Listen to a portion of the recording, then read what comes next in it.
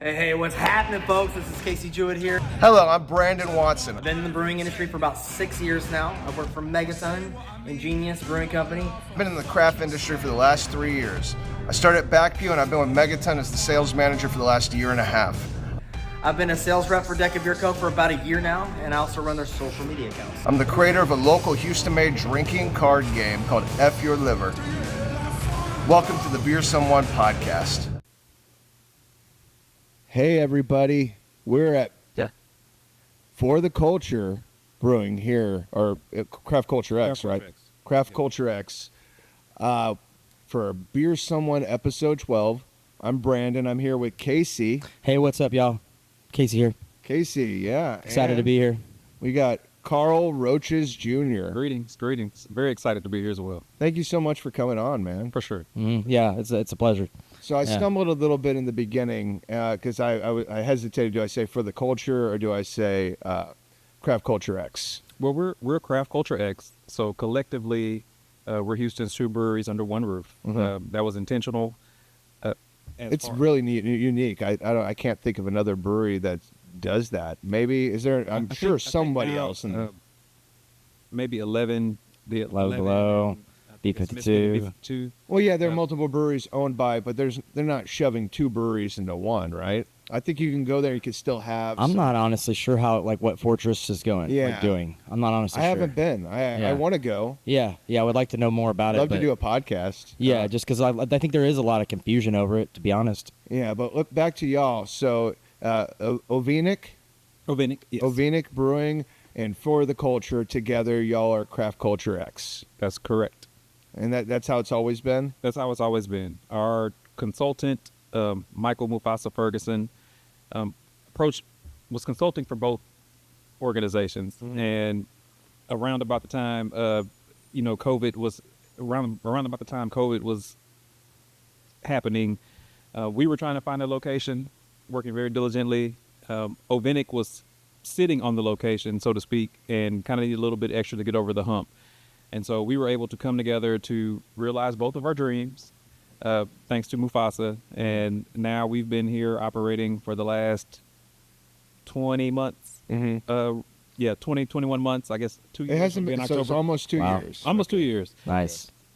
Fast. Yeah, I bet. In no way, shape, or form it feels that way. But, I figured it was about 2 years. I was at the grand opening. Yes, you were. You've always been a very ardent supporter, and we extremely appreciate it because I appreciate you coming on and doing the podcast today. Thank you so much. No, for sure. Yeah, it's my first time here. I'm very excited to be here. I've been wanting to come. It's hard, man. When you're as busy as we are in this industry. Absolutely, everybody's busy, but we do try to come out and support, man. That's what we're here for. Yeah, and we really want to kind of try to get more people to come out here and more people to come out and support as well. What are we all drinking right now? Right now, we're drinking our rice lager. We're all drinking Rice Baby. Rice Baby. I love Rice Baby. It's my first sip. What do you? Wait! Put the camera on him. Oh man, that's got lots of flavor. That's good. It's like good, right? That is good. This is the beer that keeps me coming back. Brandon, I think you're right, man. That is damn tasty. What did I say? You said it was the best in Houston, best rice lager in Houston. I did. Oh, you get me in trouble saying Don't that. start a fight. But I'm glad you think it's really good. I think it's great. I'm not joking. It is the first sip of beer I've had today. So that's salute to tasty. Miguel Rodriguez, one of the owners of For the Culture as well, along with myself, Jonathan Brown, and Devon Daniel. And then on the Ovinnik side, there's Phil Verdict and Janine Verdict. That we try to bring our little version of what craft beer should be to our little part of Houston, and by virtue to the world. I want to start at the beginning. I definitely want to get into everything. There's so much to talk about. Carl Roaches Jr. So your dad was Carl Roaches, the Oilers player, the NFL player. Yes, he had a Houston more Oilers. than a cup of coffee. He was a Is right. Well, yes, he's still around, but he's an NFL alum, also an A&M alum, which is hilarious because I am a Longhorn alum. Oh wow, dang, that's funny. It's a little bit of friendly rivalry at all times, but yeah, he played in the league for about 6 years with the Oilers, the Saints, and the Buccaneers, and interestingly enough, did that as a much older rookie because he didn't actively start playing until he was 27. You know, life happened. He spent some time working for, I believe, Ramco at the time. I believe that's it. And he'll kill me if it's not. But he spent some time doing that for a while, and it just so happened that there were some injuries on the Oilers team at the time, and they needed some talent to try to help. I think it was a receiver, Billy Whiteshoes, at the time. He suffered an ankle injury, and it allowed my dad the opportunity to come in and do special teams and some wide receiver action at the time. And so he made the most of it. Of course, they weren't making nearly the type of money that they make now. But right on. Now that he's semi-retired, he lives a pretty happy life out in Katy with his wife. Yeah, you were around for all that. Yeah, but I was young. You were young. What was that like, though? Your father was this like I know he's your hero. Like you had to see him and be like, look at this guy. My dad is a pro NFL player. Right. That's the coolest thing in the planet, right? It definitely was cool, but it was unique because unfortunately my dad and my mom split when I was around 4. Okay. And my dad is very open about this, so he's given me the leeway to talk about it freely. So right there's on. nothing to hide. But being in the limelight in the NFL at the time, the life, the substance abuse, he fell into that trap at the time. Yeah. And this is the 80s. Yeah, I was about to say it's the 80s, right? Cocaine, those types of stuff that was a part of it. Yeah. And he ended up in a bad place for a while, and so we actually had a period where we weren't connected. You see him from time to time, but he's very honest about it. That I got to he meet was him. sick. You did. I met him at the grand opening, and he was here supporting. He gave out some signed jerseys. He had raffles, autographs. He does it. He does it all, and it's great. And we have an amazing relationship. I was blessed to have 2 dads, him as well as my stepfather, and so nothing but love. They get along great. Yeah. My mom, I appreciate her never disparaging him. I can't speak too fully what they went through, but for your mom to just kind of pack up overnight, and just be gone and just walk away from the home that she helped to create and the life that she was living. Yeah. It had to be bad. Right. I acknowledge that. It had to be bad, but she made sure to never talk about him, in any disparaging way, and to try to give us the opportunity, me and my sister, the opportunity to get to know him on our own time. Yeah. Yeah. And go from there. So y'all are much closer today. Yeah. I guess this would have been around 2008. Coincidentally, right when I was starting law school, postgraduate. My uncle, who was a big part of my life, his next youngest brother, because there were 13 brothers and sisters. Okay, wow. Outside of the family. Yeah. My uncle just reached out and said, "Hey, Carl, look, Dad's been wanting to get in contact with you. He hadn't had a way to," and this was right when cell phones were really, really popular. I know a little bit earlier, but before, I didn't have a cell phone for long because I didn't need it at the time. And he was just like, he would like to connect. Can we do that? And we started that, and we started that process. And he was very open about his struggles. He was very open about his trials and tribulations. And so for him, it was kind of cathartic. And for me, ultimately, it was a little cathartic because even though I didn't expect it from him, at that point, I was around 27, years old or so. Yeah. I didn't need it. I'd gotten... Were you in law school at the time? I had just started. Okay. I had literally just started. And so it gave us the opportunity to start bonding and connecting. And it wasn't easy, but over the years, we eventually ramped up to a place that, now we talk all the time, you see him all the time. And That's great. Every now and then he'll pop up here, with swag and memorabilia, and then, just that's cool. talk with anyone that's willing to listen. That's cool, man. Yeah. Thanks for sharing that with us, man. Thank you. For sure. Yeah. Yes, appreciate you. For sure. Yeah. That's really So I just mentioned it. You went to law school, so you're a lawyer as well. Yes, I keep my certifications up, but outside of us running our brewery, I help to run a family business. My stepfather owns a valve company. Okay. And so me and my little brother, that's just something we've done for a long time. We've helped to manage it at the time. So, and you're very involved in that, and you're one of the managers of that company. Yeah. I'm effectively second in command. So it's a lot. My brother is like second B. behind me, but he's younger. My brother's 11 years younger, so I've been back for a while longer than he has been. Yeah. But at the time, my dad's company was starting to grow. He needed some help, and my mom was like, "You should think about it. You should think about it." And so I kind of ended up, helping because it's love there. You want to see it, and you want to support them as well. Yeah. And sometimes lawyering can be, Yeah. more. What kind of paperwork. lawyering? Like what kind of? I was doing a mixture of family law as well as business and real estate Okay. at the time, and sometimes kind of bounced around trying to find your niche. I started off at an education company. Unfortunately, my boss was taking money and proceeds from the education company to fund his real estate ventures, and so ultimately, as this would have been after the housing crisis, so this was around 2011. As some of the education contracts started to dry up, he no longer had the liquidity to help fund the real estate company. Damn. And as you can imagine, now, you start missing checks and stuff like that. It ended up really, really bad. So they ended up going out of business. And so I was trying to find something else to do. I did tax cases for a while, for people who might be delinquent on taxes. I was a friend of the court, so to speak. So I would go try to find relatives or the person in question to say, like, hey, do you still want this property? Because if so, you need to pay these taxes or get on some type of plan or find somebody to help, so that the big tax guys, the line bargers, et cetera, don't come and just take it and then sell it in the foreclosure. Yeah. And take whatever inheritance or, property that you may have. So I was doing that for a while. And in that span, that's also when my dad was like, need a little bit of help, and if possible.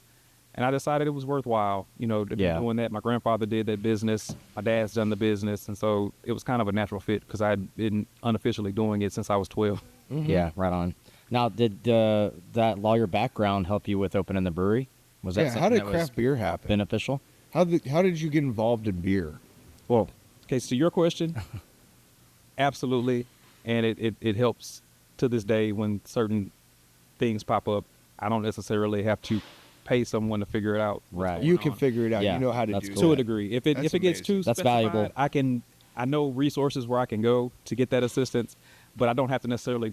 We as a collective don't necessarily have to go run to pay out of pocket. I bet friends call you all the time. Yeah. They do. You're doing all these things. So you're managing this company for your family. You're reconnecting with your father, which is That was a great story. Yeah, that's Yeah. great. And then you're an active lawyer. And so, were you always interested in beer? No. Yeah. When did you like? I'm gonna open a brewery. That came about. Wait. Sorry. How'd you get interested in beer? That came about. A good friend of mine while I was in law school. Yeah. A gentleman named Ike. The entire time we were in school together, he was always beer man, beer. You had that friend that just always wanted to party, always wanted to drink. That was his mantra in life, However, it just wasn't something that resonated, and I think that was from always having. I don't know if I should, but the types of beer that were being served were not the typical type of beer like in the craft beer world that you actually sit and enjoy. It was great for beer pong. It was great for. We were talking about that earlier. Like we were talking about like Keystone. Yeah. I went through a lot of that. I didn't say it. No. I went through a lot of that. Bud Lone Star was my Ice. jam, though. And Lone Star actually wasn't the worst out of those, but Bush. I've drank a lot of that junk stuff. The only one that I legitimately say, like even today, sometimes I'll have, it was Coors Banquet. I don't know why. I loved Coors Banquet. Yeah. But the other ones didn't really speak to me. So Yeah. if had the option of that or something else. What was the first beer that clicked? Like I like beer, and then like, can I do something with this? The first one that sort of got the spidey senses tingling Yeah. was Allagash White, the Belgian White by Allagash. Yeah. Okay. We were at a pizza place. He was like, drink it. It's on me. And I was legitimately shocked that with the pizza, it worked. It was like a great. Yeah. Yeah. Wow. I didn't have the words to understand it now, or understand it then, excuse me. But it was like just that, even though it was a basic white, just the subtle fruitiness some complexity to the beer. Yeah. Yeah. The slight phenols, not on the way of like a Tripel or a Duel or something like that, or I quad. love that. But it was like, hey, with this pepperoni pizza, this freaking works. Yeah. But I just took it as a one-off. I didn't revisit until we graduated. It was about 6 months later. When I came back home, he told me, he said, hey man, look, there's a company called Unibrew. They make a beer called Le Fin du Monde. It's a Belgian Tripel. He said, you know what? I really, really, really, really think you'll like it, Carl. Beer bugs. And so for me, I went and got a 4-pack. I got about halfway through the bottle, and I'm on the couch watching TV, and I'm starting to giggle. Now, what was on the TV was funny, but it wasn't as funny as I was laughing. I realized I was feeling it. And so I called him up. I'm like, hey, Ike, man, like, what did you give me? I gave you, that's beer. I'm like, no. Like, I've had beer. That's so funny. This isn't beer. What is this? He's like, no, man, it's beer. Laced. I'm like, yes, but it's like, I'm like, why am I feeling this? And I'm only about halfway through the bottle. And he's like, but that's 9%. Yeah. Which means nothing to me because Right. I'm still thinking proof. And I'm Yeah, like, you're like, that's nothing. Yeah. like, what is this? Yeah. This shouldn't even be a thing. Right. He's like, no, that's pretty darn high in the beer world. And that just piqued my interest. So I called one of the other owners, a guy named Jonathan. I'm like, hey, man, next time at HEB, find this beer and get it. And I called another one of the owners, Devon. I'm like, hey, get this beer. And so all my friends, by word of mouth, over like the next 2-3 weeks, everyone's trying this Le Fin du Monde, and they're like, whoa, like, what is this? And I'm like, yo, no, that's beer. And that sort of got us on the journey. So we went That's from like awesome. the craft crazies to going everywhere and buying way too much beer than we can drink to try like shares. When you're in that mode where you just want to try, you just I went through that too. Where I wanted to try that beer and that beer and that, and then like you just spend way What too was much that, money, get way too drunk. It's with wine and more, but it was something else. An Humble. What was it called? Hopstop? No, it was an Humble. It was the giant like liquor store, and they had all. Goody wine, Goody. Yeah, it was Goody. It's like a Total Wine now, I think. Yeah, it's total, but It's kinda it the was same. Goody something. Yeah. Yeah. And I just lived there for like a whole Yeah. year. Like I would just every single time I got paid, I would just go and buy a bunch sure. of beer. And this is when craft beer was just exploding. Yeah, I was doing the same thing, and like we would just gasp for it. So I'm just like, man, I want to try everything. So like, we don't do flights, so I'm like, I guess I'm getting drunk tonight. I got to try 4 beers that are over 7%. everything.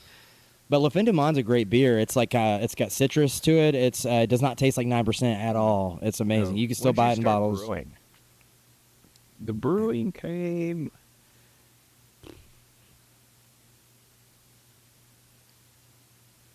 That would have been right around. Actually, it was Hurricane Harvey. Oh wow, It was. that's a crazy time to start. Was it before, after, in the middle? Like It was literally landfall.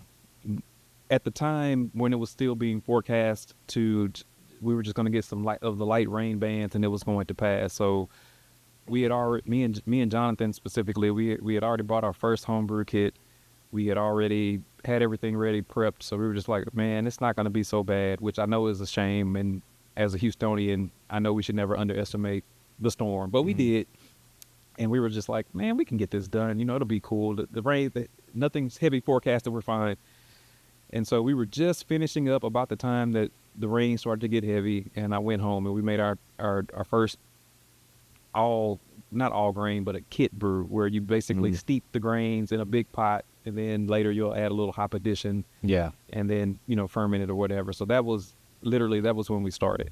And about the time where we said, you know what, maybe we can do this, for a living. Maybe we can create our own version, of a brewery and maybe try to make breweries that don't speak to the craft crazies so much, like the ones that are just chasing, but to get people like us that are try to find stuff that might pique a little interest to get them in the door, Right. so that maybe they can go crazy, Yeah. later. Yeah. So to Carl, speak. you're so good. I have to.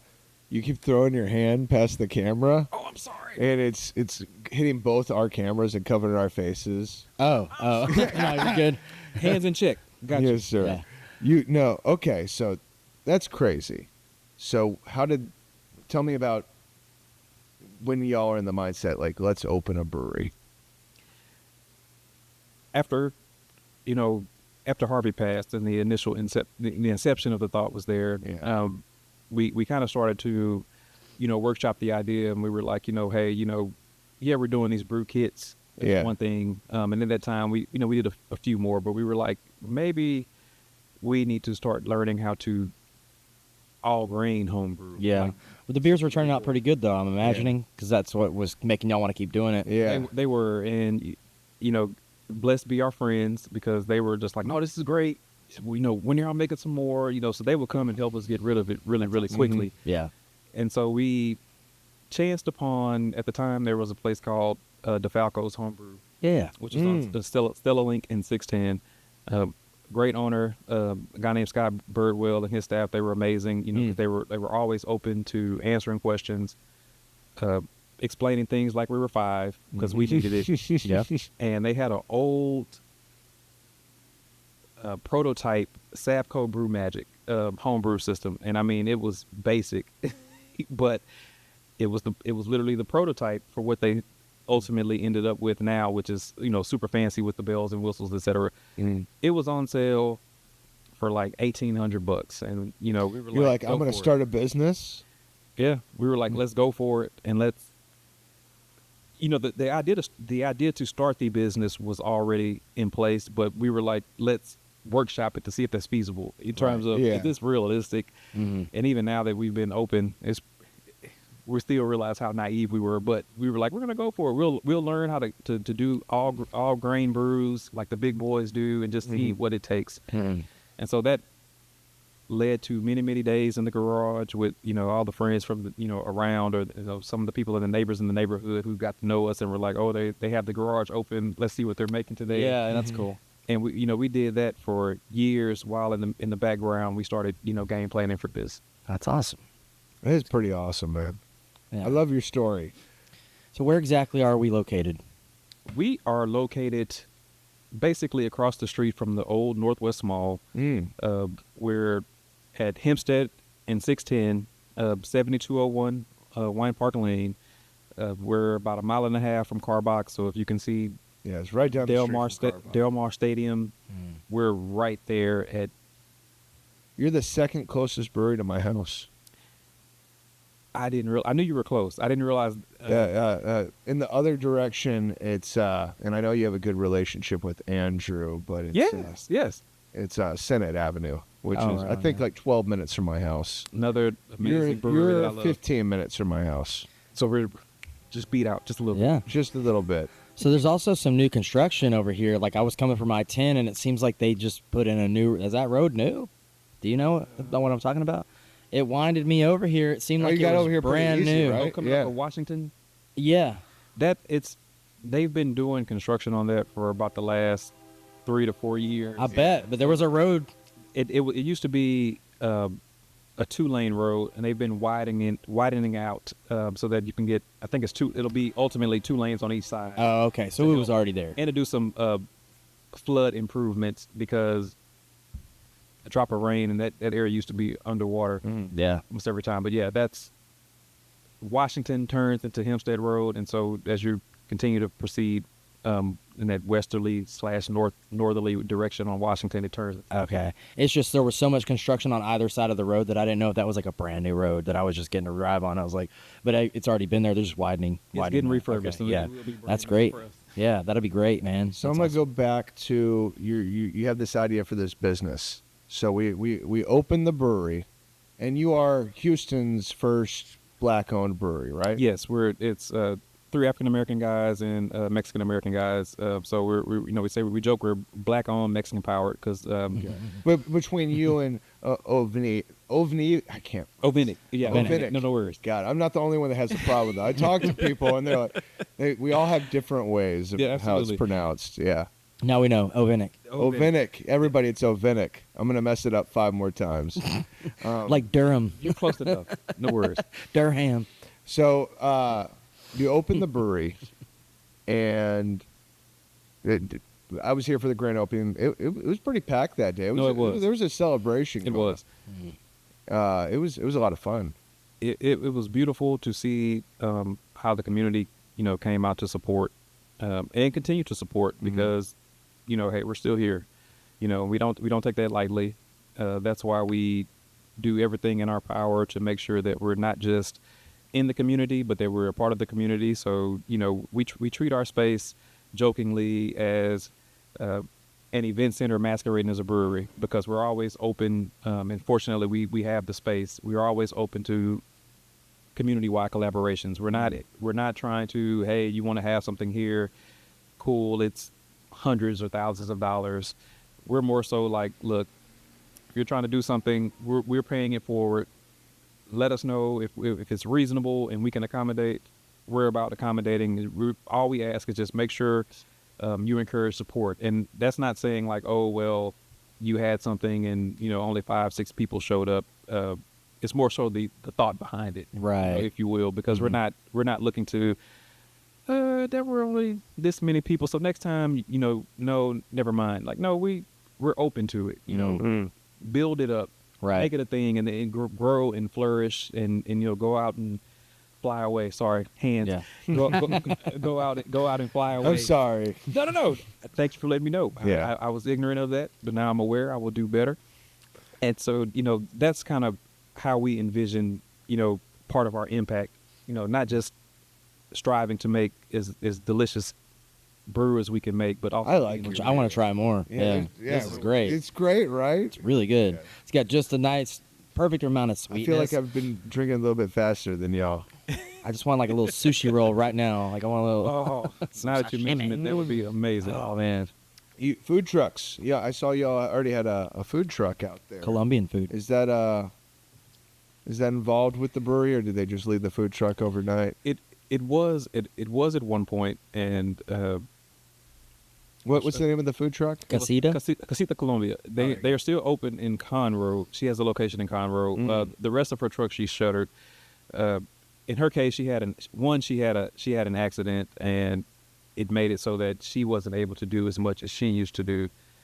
And then secondly, I promise this is not to wax political in either way. She just was saying that basically she lost all her workers. She said she did depend on migrant workers, and she went from having enough to staff 4 trucks to only 1. That's the only resource that she had, and she says she just was having And it's here at Craft Culture X. No, that one's at a food truck park. Oh, in, so that one's not being operated? No. So what we do at the moment, generally speaking, most days, no, we don't have it. But when we have events, we work with several food trucks, like, food court trucks. It's the name of it. Sometimes you'll see them at Spindle Tap.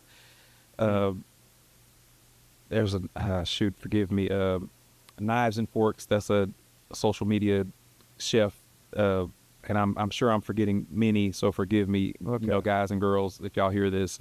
I love y'all, appreciate it. But that's usually what we'll do. We'll just make sure if we're having something large enough that will support it, because we want to make sure that they're not wasting their time either as well. Yeah, right. And unfortunately, make no qualms about it that we feel the same pains as any other craft brewery right exactly, now. Yeah, we're definitely going to get into that for sure. I feel like that's the food is important though, and I mean we all know that, and it is kind of tough when if there's not business to support that truck, you don't want them to have to sit there and just not make any money. So are there any other alternatives? Y'all do have snacks, I saw, and y'all do have other lots of different non-alcoholic beverages. We do. That's amazing. We make sure to keep a variety of snacks, chips, cookies, popcorn, that are available for purchase, as well as a variety of non-alcoholic soft drinks, because we do realize that everybody's not coming to drink, but they want to support. Yeah. So we want to make sure that we have something in addition to,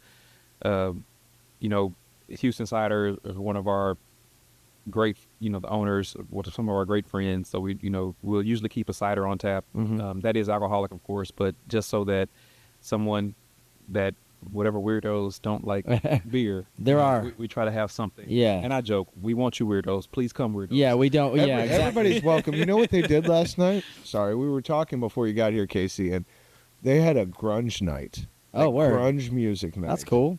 Nice. Can we talk about that? That's cool. We can. We have been blessed that the grunge community seems to like our place. And That's cool. We like them.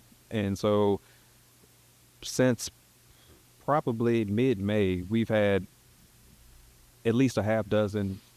Wow, that's Grunge. That's That's a lot cool. in a short amount of time. Hey, when you find something that works with your Yeah. and demographic, you we just go roll with it. for sure. I Yeah. want to come. I love grunge music. I need to come. That check is out. pretty cool. I didn't know about that, but that is pretty cool. I know specifically on the books at the moment. It's one in October. I know it's a little ways away. It's one October 10th. But I was looking at messages from last night.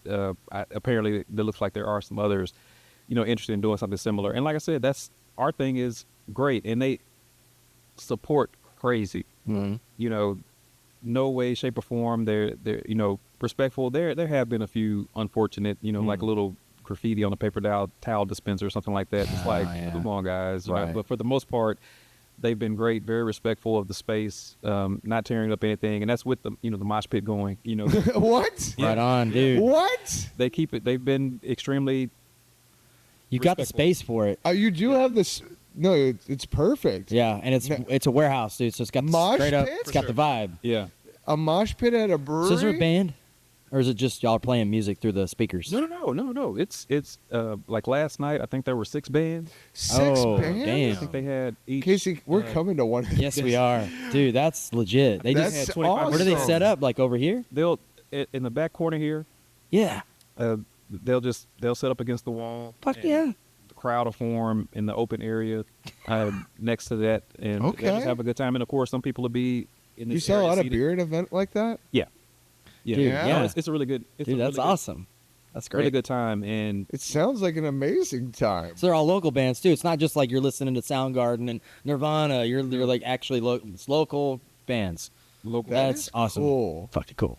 I'm coming. Yeah. No, they are amazing, and like I said, they respect the place, and we're in love with it. We're fine. That's really cool, man. That's super cool. That is really cool. Right Okay, on. guys. I need to get a beer, so let's take a break. Yeah, I'm down. I Yeah. can try. I want to try something else. Yeah. Hello, and welcome to Spider Games. A few years ago, I started selling a couple video games on eBay. Now I'm selling video games of all generations, retro toys, and anything I think's cool. I'm a top-rated seller because I package well and I take care of my customers. Check out my store on eBay. It's called Spider Games. Do you have any old video games sitting around? I buy video games of all generations, and I pay better than the game stores. If you do, email me at spidergamesebay@gmail.com. I'm also known as DJ Sino. You can find me at least a couple of different breweries or craft beer bars throughout the month hosting the best music bingo in all of Houston. We'll be sharing those shenanigans right here on the Beer Someone podcast. What's up, everybody? It's Casey here, Brandon here, Beer Someone Podcast. We're here with Carl. We're talking about some of the beers that they have here at Culture X. We've got a little flight. We both have a flight of 4 different beers, and these are all brewed by For the Culture. What if I may, yes, Miguel brews everything that you're about to imbibe. Okay. We had lofty goals of Miguel was going to be the For the Culture brewer, and the lovely Janine Weber was going to be the Ovinnik brewer. Unfortunately, before we were opened, she suffered a stroke. Oh, man. So Miguel put the hat on, and he's been rocking out. And so we tell people there are Ovinnik inspired recipes, there are For the Culture inspired recipes, and there are Okay. things such as our barley wine that we did for our first year anniversary that are brewery wide collaborations. So it's just, y'all are just together on everything. We're just together. I tell people it's not a competition. If you like one beer over the other, fantastic. Right. We Good just for want people everybody. to find their beer village. Whatever you like, But it is kind of cool that you can visit 2 breweries at once. you Yeah. absolutely can. Yeah. Right. Yeah, you get kind of 2 different experiences. I mean, is she going to be able to brew soon? Is she? I mean, We don't anticipate that because this was, unfortunately, she suffered her stroke back in 21. or 22, 21, 22. Dang. Okay, so We don't necessarily anticipate, a full recovery. Although she still kick ass. You'll see her, especially on Sunday afternoons. She'll usually be here with her husband Phil, both well awarded homebrewers. Like their middle case is amazing. So they have a very wonderful knack for recipe creation as well as, taste. Yeah. And so we're always proud with the things that we put on, because if it's their recipe, we know it's going to be amazing. Yeah. And to date, people seem to really enjoy it. Right on. Okay, cool. Well, cool. Very cool. I definitely want to dive in here. I think what should we have. try first? Me and Casey got the same I think flights. I see this Kolsch looks nice and light. I kind of want to start there. I think that's what I have put at the it top. in sort of order. Yeah. Okay. Cheers, guys. Cheers. What's the Kolsch's name? Kolsch is called Kolsch Enough. Kolsch. Like it. Enough. Okay. Oh, I like the names. man, a really good flavor on these beers. The greatest Cheers up, man. compliment that we've gotten on that Kolsch was Wow. several, individuals from Germany. One, a gentleman named Henning, who actually is from Cologne, and he rants and raves about, man, it tastes like home. And I can't think of a greater compliment That's a great to compliment. Yeah. receive, because admittedly, Kolsch was never my particular style, so my experience with it prior to ours was limited. Just enough to say like, oh yeah, this is cool to drink, but Right. I was in no way checking for it. Yeah. Now, though, I've really come to appreciate it, because although being light and crisp, just the subtle fruitiness Yeah. that's there, it just makes it so refreshing and so delicious. Yes. It's just, it's one And of it's my there. favorites. Yeah. It is. It's great. That's really tasty. I'm really enjoying it. I'm almost done with it. The ABV on this one is. That one is 5.8. Oh wow. Okay. 5.8. A little bit bigger than It usual. is. Yeah. It is a little bit bigger than usual. That might be why I like it so much. It was weird. It wasn't necessarily intentional, but because naturally, usually those around 4 or less even. But where it landed at, this was one of the first brews that Miguel make, and people loved it so much. He was just like, you know what, I'm gonna keep making it the same way. Right. He's like, I'm gonna keep that consistency Right. and not change it. So yeah, it is a little bit stronger than Yeah. I know he intended originally, but now it's just become part of the. That even adds more uniqueness to it. 'Cause it's, Yeah. That's really tasty. Sweet. All right. So the next one is. The second one that's our working girl. Okay. I saw it said work. It's a working girl. It's a Belgian blonde. We did that looking to just make something you don't really see here in Houston. Right, you Something don't- different. But that one I think is 6.8%. But of course, Belgians love their candy sugar and stuff of that nature. But in that particular one, we were looking for something Belgian, but being closer to light and refreshing. If you can see that color through on the shop there, but it's got a nice golden, copperish yeah, color. sorry, it's on you now. Apologize. Yeah, I kind of leaned over to see if maybe the light would cut through. It's nice and clear. The copper color is interesting. What are you drinking right now? You still on the rice, baby? I'm still on the rice. That's a good one, though. I'm leaving it at that so that Yeah. All right, so it's not blasting me with just Belgian. It's not. I'm not getting blasted with that sort of Belgian quality. It's still just a light blonde. Yeah. Yeah, That's with with little Working esters. girl. that's it. Working girl. Okay. ABV on that one is. That one is 6.8. Wow. What's up? Now the next one that you guys will encounter, that's the Golden Grill. That's our Belgian Golden Strong. Yeah. Now that one, I think you'll get the full Monty. Yeah. Okay. All in. Golden girl. Grill. Grill. Yes. Okay. I was like, I got the golden girl. Betty White. Play on for those familiar, with like Paul Wald, Mhm. he's big on grills, which are the mouthpiece attachments that you put on that Yeah. gold, diamonds, platinum, etc. I've never owned one. But, Me either. Yeah. But it's a play on that. I Casey? swept one up when I was a server at Papa's Seafood in Humble one time. Not you go. joking. I was sweeping my section. I swept up a bottom. It was a bottom, and I picked it up. I cleaned it off, of course, and then I was showing my coworkers, and they were like, did it "Ew, go that's in your gross." mouth? And I was like, "But these might be real diamonds." Home dude showed up 20 minutes later. I was like, hey, man, did you? And I was like, I got you here, bro. Did it go in your mouth between that time? I never put it. The plan was to take it somewhere And get it appraised. and just figure out what's going on and then go from there. But when he came back, I obviously gave it back to him, and he was like, man, thank you so much. I was like, I got you, dude. You're a Like, man of the people. but yeah, I was just like, it was so funny sweeping it up. I was like, I cannot believe this. Like, I don't believe him. It went. no, this is probably this is legit 20 years ago. I'm not kidding. Oh, yeah? Yeah, 20 years. This is when I worked at Papa Seafood. It was just 20 years ago. Yeah. That's funny. That's crazy. Yeah, man. It's what style beer is this again? Belgian Golden Strong. Belgian Golden Strong. Yeah, is especially Belgian. at the For the Culture. For us, if we had it our way, it'd probably be even more Belgians, just because it's sentimental. Belgians are what made us. What's the fall in percentage love of with this beer. one? Yeah. That one's 9.3. I can taste it. Yeah. Yeah. That was 9.3. Mhm. It's the Belgians and their love of candied sugar. Yep. Yeah. Yep. It is very sweet. Brown sugar. No, it's good. It's good. Yeah. Sugar. But for us, we were looking to create something that was approachable, but still beer in the true sense. Not necessarily, and I'm not knocking this, but not like going smoothie beer crazy or something like that, Right. which we respect. Not in any way disparaging that, but our goal was to educate, excite, and entice people about beer, and try just everything on our tap wall are things that we're doing that.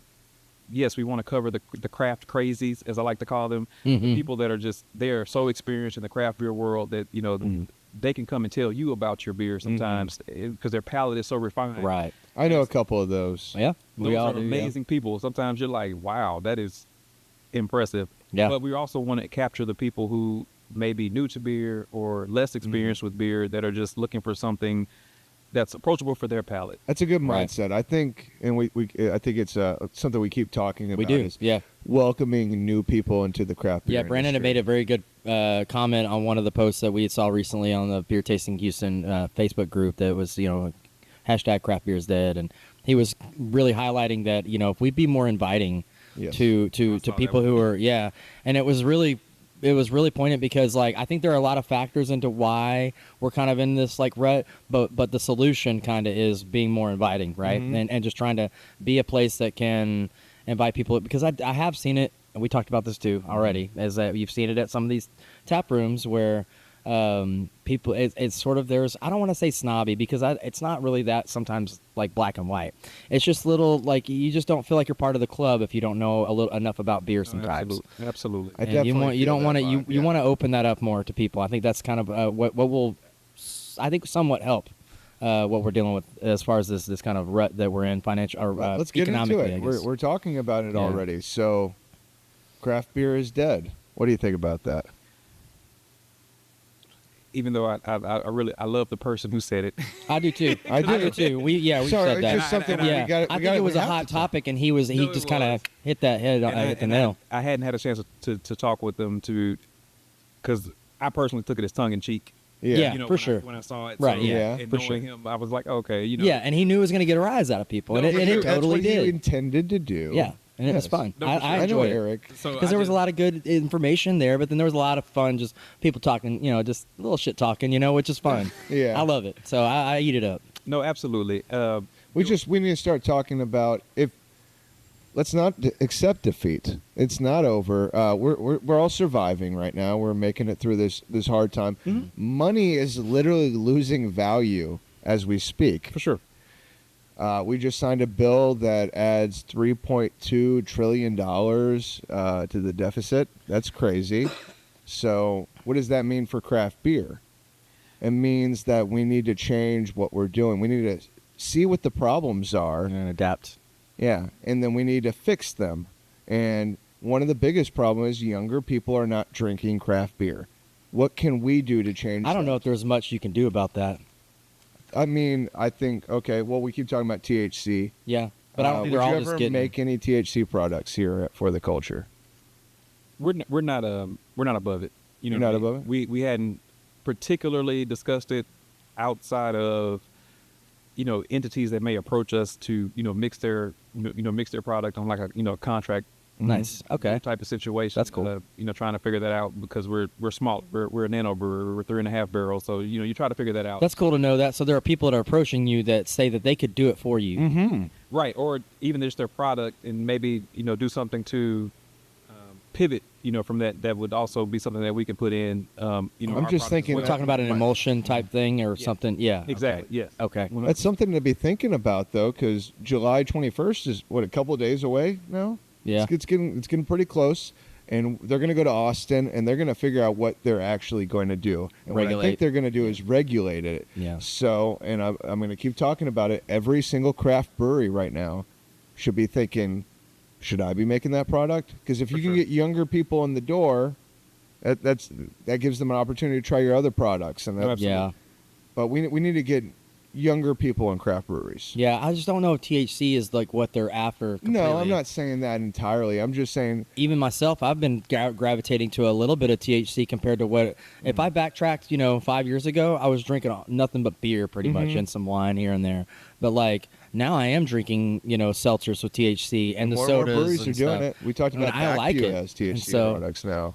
It's not just I get what you're saying, and I'm trying to think of that too. I'm trying to figure out what do you do to try to get this really young, the people that are just turning 21. Social media is a big part of it. I think it's maybe like what we've been doing. We're kind of showcasing community elements. Yeah. I don't know if that's really something that's going to Well, pull that's them a in. goal of mine It's definitely of more of a yours, yeah. millennial kind of mindset, I feel like. But I mean, like, still though, I think anybody as you age, as you get older, you'll appreciate when your community is commuting, like sure. what whenever you're doing with like the grunge nights and like when we were talking about before, I didn't know it was happening so often. You're Yeah. definitely bringing new people that might have never experienced a craft brewery that came here to experience a grunge night, and then they tried something totally unique. But you were And- saying that they came here and just liked it. They already kind of liked the vibe, and then y'all started Absolutely. to do this event out of what just them being here. Because I think especially with the grunge crowd, we're not pretentious. We're a brewery in a warehouse space, fans going because air conditioning. We need like the Pope's blessing because feels pretty good in here right now. It would be hard It to. does. It was a perfect day for you gentlemen to be here. So We got that the could doors keep open. It's just keep us. the fans off so that Yeah. it wasn't creating any background noise. But those are the types of things that we try to do to create a sort of value added. And we're fortunate to be a brewery that happens to have the space to sort of allow us that leeway to do that. So it's not just solely tap room. That's all you can do. We can host birthday parties. We can host graduation parties. We can host grunge nights. You're comic adapting. nights, You're stuff like that. changing it up. That's what you have to do. We're like I said, we're all in survival mode right now. Yeah, No, absolutely. events are important. We talk about that. Beat a dead horse with that one, and doing what you're doing. I mean, you can't just. But be you open got to and use say, social "Yeah, media to advertise those events so people Yeah. know that it's absolutely. happening. So You have to use social. I mean, it's Yeah. free. It's there. People are on it. free. Yeah. That's the biggest thing. It's free. You can post Yeah. as many times as you want. Yeah. I think people are like, I don't want to overpost. No, post as much as you fucking there can. is. You can overpost. I don't you know. can I think yeah, you can. More is better than more is better. There's a limit. I don't know. There's a limit. It's tough. It's a very tough thing to do. I have so much more respect than I probably did before we started this for the social media influencers, so to speak, because content creation is definitely a job in and of it, in of itself. Yeah. 100%. I saw a TikTok the other day, and it's like it's George and Seinfeld, Jerry Yeah. sitting across from each other on the Seinfeld show, and it's like when business owners are trying to be content creators, and he's like talking to George, he's like, "What are we doing? Like, what are we doing? Like, what are we doing?" But you have to be now. You have to do it though. You kind of Yes. have to do it. So it's funny, but at the same time, like I'm not a business owner, but I do content, for Deca, and I did content for Ingenious, and I enjoy it because I get to have a little fun with it. I did a fun post with Cody yesterday for 713 Day, and I put his face over Mattress Max. I photoshopped I thought that was it, great. and it was funny, and it got a lot of attention on social media, and I knew it would, and I love doing those things for that reason. But yeah, it's also kind of like sometimes I wish I could do more of it, but it becomes a grind. For sure. It's a job. Yeah, It's and I want to do 100% more, a but I'm job. just like, man, I can only just. So you're making beer, you're pouring beer, you're doing social media, you're doing everything for the brewery. So you're I the do social have- media guy. Sadly, What's that? sadly. sadly, because that in my early 40s now, you know, I admit that social media is so far from my radar because I grew up coming of age during that era. You know, Yeah. I remember when Facebook and MySpace were first coming online as social media platforms, the same, you know, Instagram, Twitter, you know, just so forth and so on. And so, Yeah.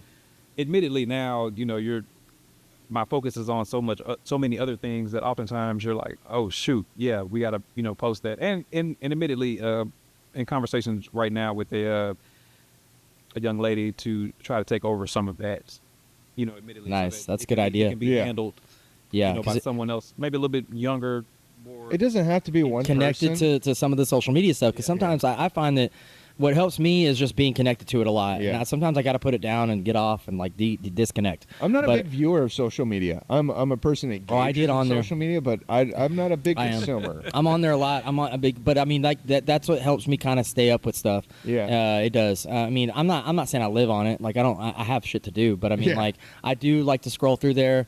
Well, yeah, you're the main guy behind Decca's social media, correct? Yeah, but even aside from that, I just like to kind of, I get a lot of just different from your friends' kids that I like to see posts about, you know, people's families doing well and having fun. But I also like to, there's information there. Sometimes when stuff happens all of a sudden, Yeah. you know, it's on there. And for you kind of see a lot of things first on Facebook, whether you want to, you know, acknowledge that or not, and say, oh, I only watch the news or something. It's like, no, I get a lot of it's bullshit, of course, but you have to figure out how to know what's bullshit and what's not. Is That's For on the everybody culture, I'm to. going to take it back to For the Culture. Is For the Yeah. Culture. I had a question, and I might have just lost it. I had a question about Okay. the names, actually. I was Okay. wanting to know, like, what does For the Culture mean to you? Yeah, that's a good one. The beauty of it is, it's whatever you want it to mean. Okay. And that was intentional. Not only for the culture, if you're familiar with the vernacular, it's been a very popular slang term for probably the last 10, 12 years now. Yeah. Yeah.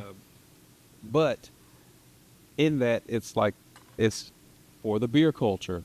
It's for... There's multiple cultures. Yeah, whatever it... Sorry, hands. What, I like it. You're getting into it, though. You're getting into it. I like it. You're making me feel bad. We're for whatever culture you want it to be, because we're extremely inclusive. You know, we want literally everyone.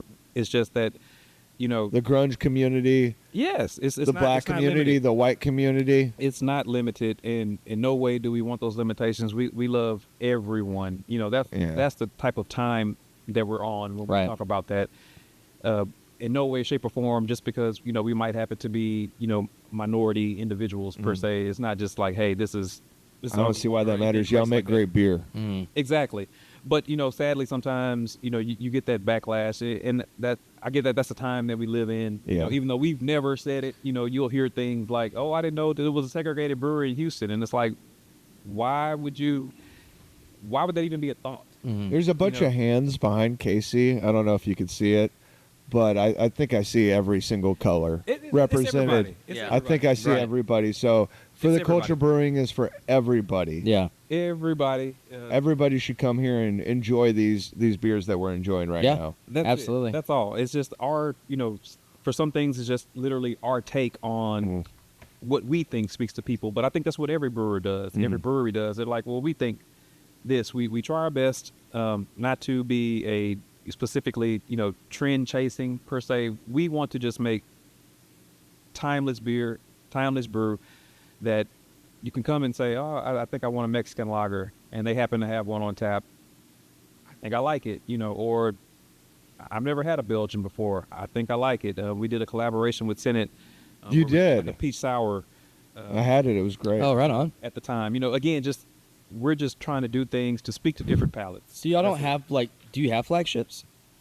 The Rice Baby, the Peels Doughboy, I'd argue probably the Kolsch Enough, and there's a beer, we have an Irish Red that happens to not be on tap at the moment, but those are probably flagships. Golden Grill might sneak in there as well. For the most part, the rest are kind of like rotating. Yeah, You know, that's cool. They'll be here for a while. Then I think they that's might not perfect. be.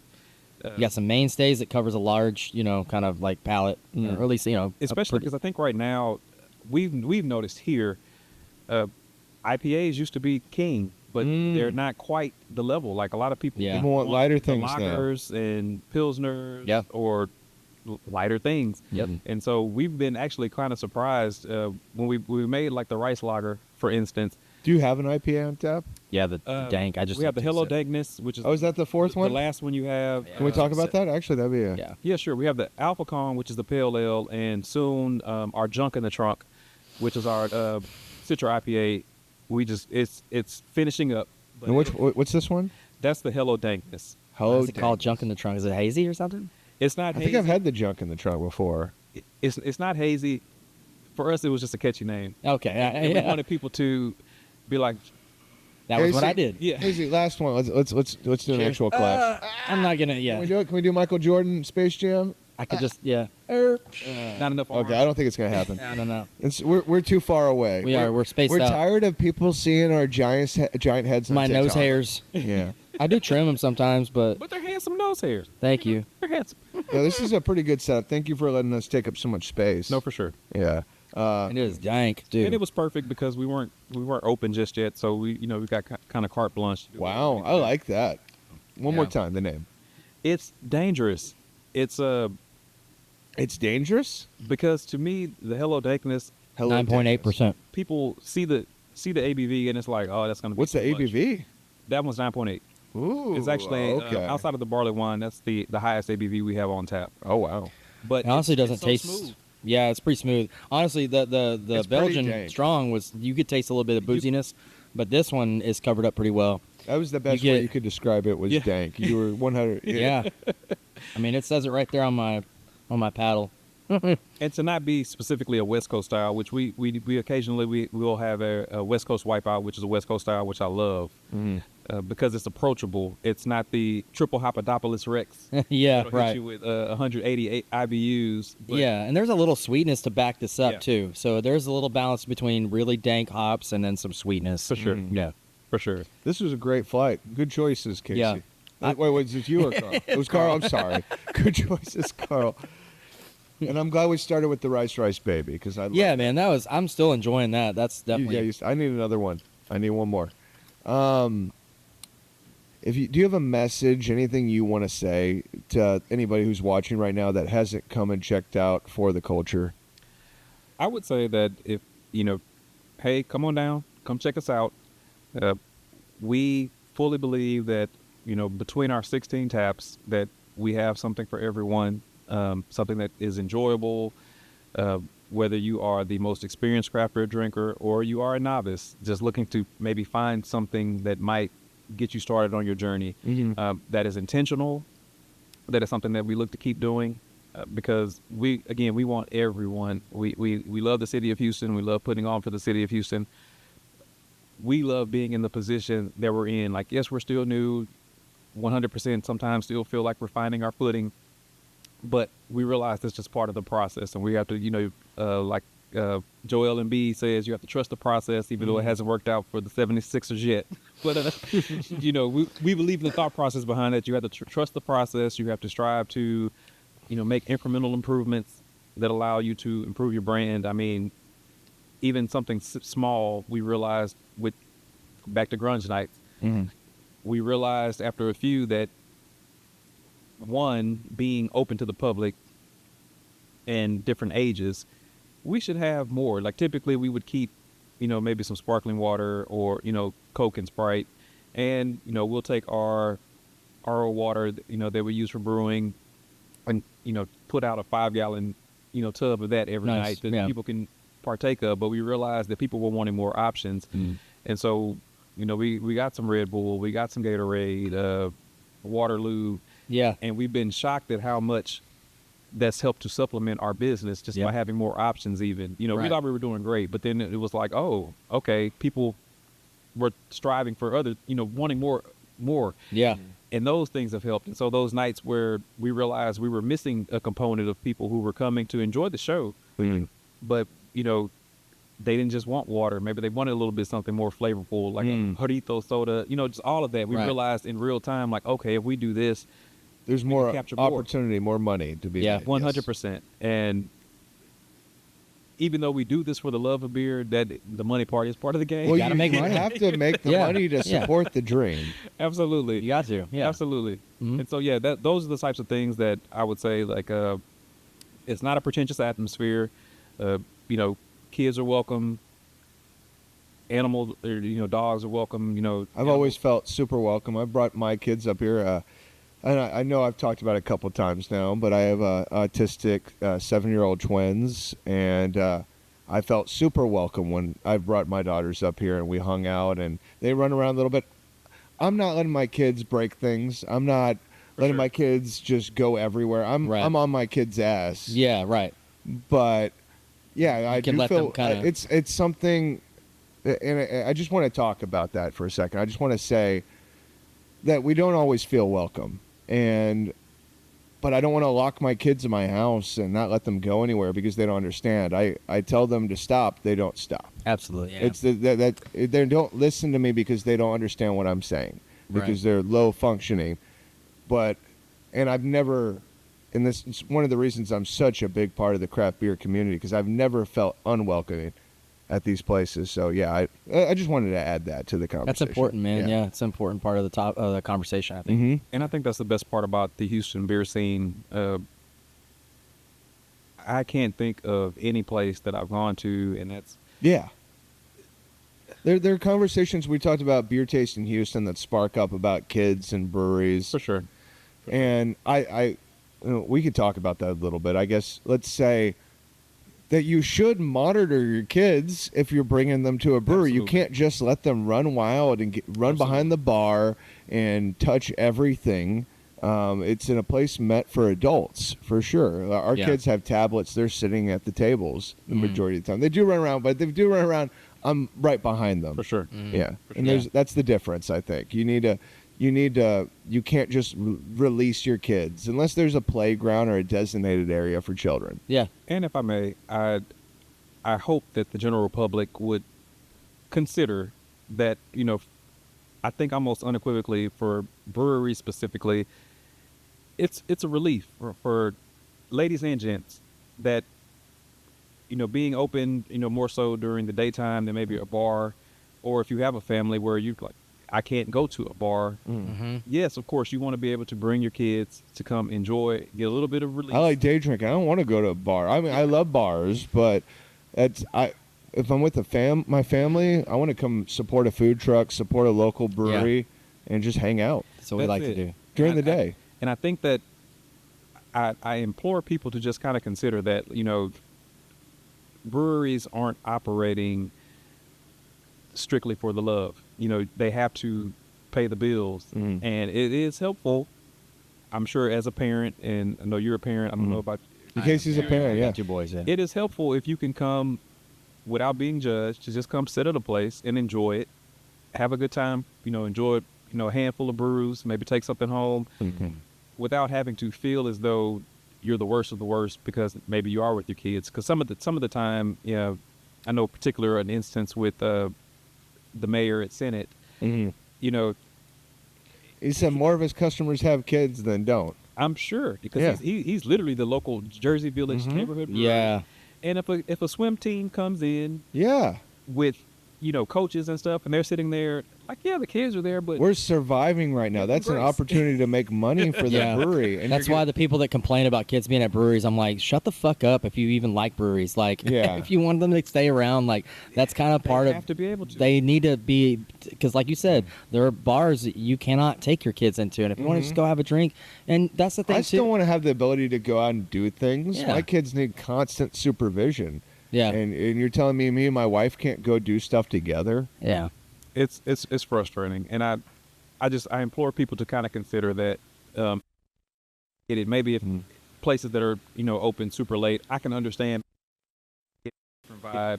If it's 8, 9, 10 o'clock at night, to an extent, I can understand that. But for places that are they're open from noon or 10 o'clock to late, if it's the middle of the day, just give the place a little grace. Right.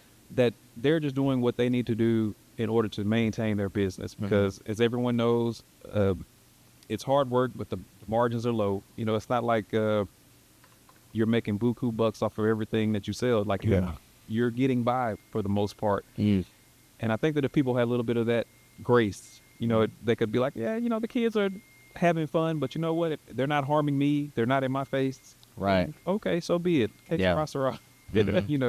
But yeah, there is some responsibility on the parents for sure. For sure. No, yes. It's both things. It's both things. It's hard because how do you, as a business owner, or even just even a taproom manager that's not an owner, just how do they deal with sometimes like, there are certain times when it's like, okay, they've crossed the line. I have to speak to the parents or something. 100%. But it's kind of like finding that line of where do we say something? You have to have sensitivity when approaching a parent about something about their child. You have to have a sensitivity to it. If you you're a cannot business owner, you want approach the child. customers. Do not do that. I've seen it. I've witnessed it happen in this industry. Do not talk to the child.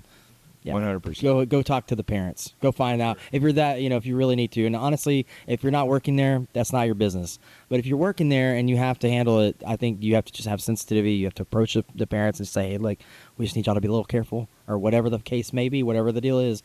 You just have to. There's a way to handle it. For sure. Yeah. Hey guys, I want to take a break, and we're going to come back to Beer Someone here at For the Culture Brewing. Thank you guys. We'll be right back. Let's go. Little F your liver.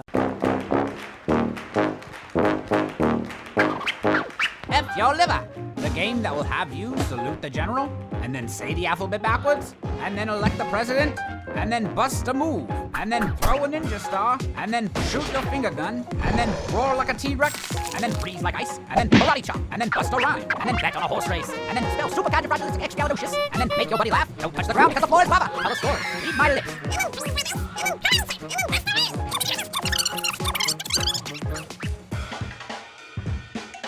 Just grab 3 to 20 friends, a drink of your choice, shuffle and flip the top card, and let the chaotic hilarity unfold. F your liver, a game worth drinking to.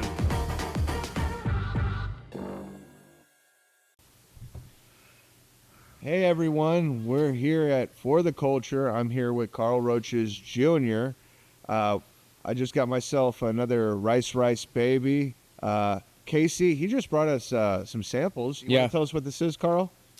That's the junk in the trunk. That's our double dry hopped Citra IPA that I was mentioning earlier. Okay. It's almost ready. It just needs to be kegged. Yeah. It's fresh. Lots of Citra.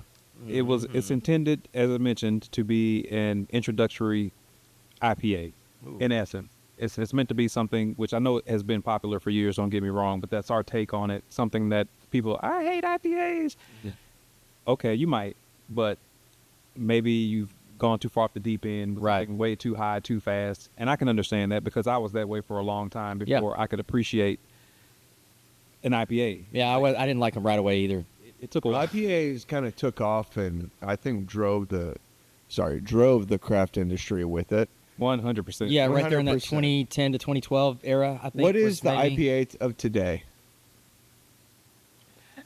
I think it's going back to lagers and pilsners. Yeah, lighter 100%. Styles. Even IPAs lighter. We're talking about lighter beer, but I think you hit it right what you said, lager. I think lager is the beer of the future. But here's the deal with lagers. They take long to brew. So they take longer to brew. That's that could be an issue for some breweries. Or it could just maybe not an issue, but it's just it can. A hurdle. Yeah, there you go. It's a good way to put it. Yeah, yeah. I 100% agree. Yeah, because it definitely rice being one of our more popular styles, we definitely have to almost virtually keep it in the tank. One is all the time in the tuck, so to speak. Yeah. Is that your most popular beer? That probably is. Yeah. How many? Sorry, go ahead. No, that was it. I was just gonna ask how many barrels. Like, what's your brew system like? How many barrels? We're 3.5 barrels. Okay, so that's why you got to keep it in the tank. Yeah, I do. Being micro, it has its advantages. Yeah, right. Of course, you make a lot of different things in a way that we realize if we were doing 10, 20 barrels, that we'd have kegs on kegs on kegs. But on the flip side, as we have thoughts of working to put our beer in different places, it does create that complication. In our case, we're very open about it. All of us still hold other jobs down. Yeah. We all have families. And so it's not that this is this is another job, right? But It's another you know, job. You're obviously doing a we're doing lot. it after hours, Yes. you know, so to speak, except for when we're open. So you know, we're To finding keep ways to this navigate place running, you have to do other things. 100%. Yeah. 100%.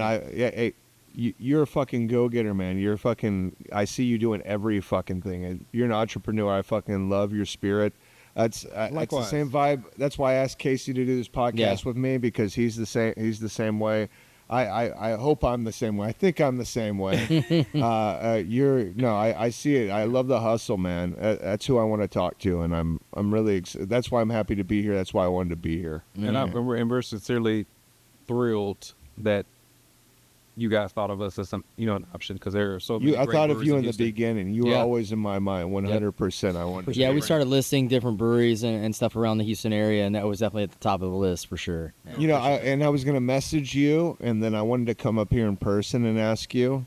So I made sure I came up here and bought some beer and spent some Which you time. didn't have to do, because you got my I number. could have You've always been messaged on you, the- yeah, you but I could've. wanted to come hang out, and I love this place. It's a great bar. It's a great craft brewery here in Houston. I'm serious. I definitely want to come back for Grunge Night or something. We'll make Grunge. a I plan. want to come for. I didn't even know you were doing this. I'm shit. definitely You got excited me about psyched, that. man. I like the grunge next, music. The next one, coincidentally, one of the promoters, he has an event in October, in August. Excuse me, October. He just asked about one in September, so there might be one sooner. But Oh, of course, okay. Because you said that's just- October 10th, right? October 10th. I see that the gentleman was asking about September 6th, which is, A-OK. Yeah. Not a problem. And so now I'm sure we're trying to get some stuff for August too. We might do. And That's there goes exciting. the esteemed Scott Birdwell, Hey, what's up, Scott? Houston, Scott. Houston legend. Yeah. In the homebrew world, absolutely amazing. I should have set up another mic if I knew he was coming. Pretty sure I've served Scott a couple beers here and there. He's awesome. I didn't happen to know that we would overlap. Coincidentally, that's all. No, we went a little longer than we expected. I'm That's sorry. all. But no, it's fine. It's just that was the only thing. But he's great. Houston legend. He still teaches us so much. Things with flavor profiles. Yeah.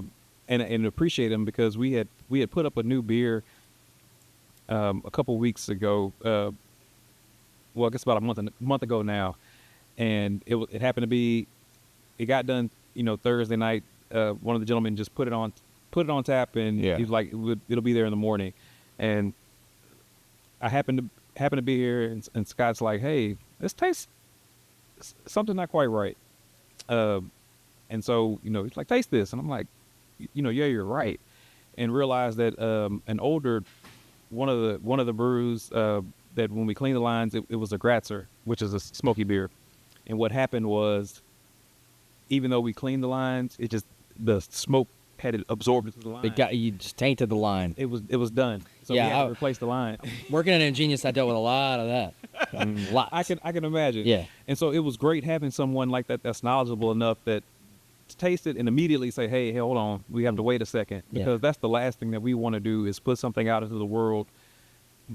It might be that first impression that's someone's last impression. And they're like, "This is gross. What's happening here?" Hurried up, switched out the line, and then bada boom, bada bing, all is well at the world. But that's having someone such as him that he usually helps us out on Friday nights. Right on. That's awesome. That is very cool. I know I've seen him around.